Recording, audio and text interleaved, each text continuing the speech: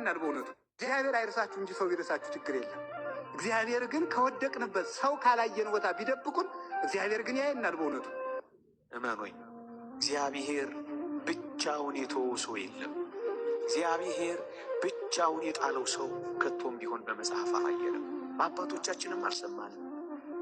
እኛን ብቻችንን ይሆን እየመሰለን የተሸበርነው፣ እኛንን ብቻችንን ይሆን እየመሰለን የደነገጥነው፣ እኛንን ምን ዱብዳ የደረሰብን እየመሰለን የታወቅነው እንጂማ እግዚአብሔር ፍጥረቱን ረስቶ አያውቅም። እግዚአብሔር እርሳኝ ብትሉት እንኳን አይረሳችሁ። አልፈልግም ከዚህ በኋላ እንዳትከተለኝ እንኳን ብትሉት ሳያውቅ ነው ብሎ ነው የሚከተል። እናንተ ምንም ያክል ወይም እኛ አብዛኞቻችን እግዚአብሔር ምን ያክል በሕይወታችን እንደሚያስፈልገን ላናውቀው እንችላለን።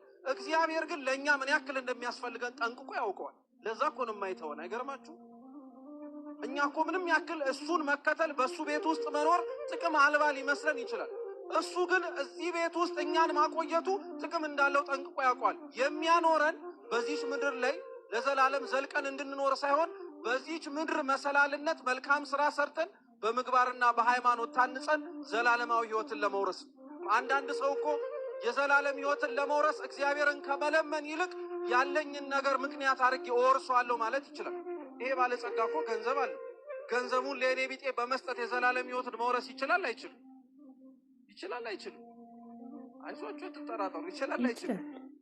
ለድሆች ቸርነትን የሚያደርጉ ንዑዳን ክቡራን ናቸው፣ እነሱ የእግዚአብሔር ልጆች ይባላሉና እኮ ተብለን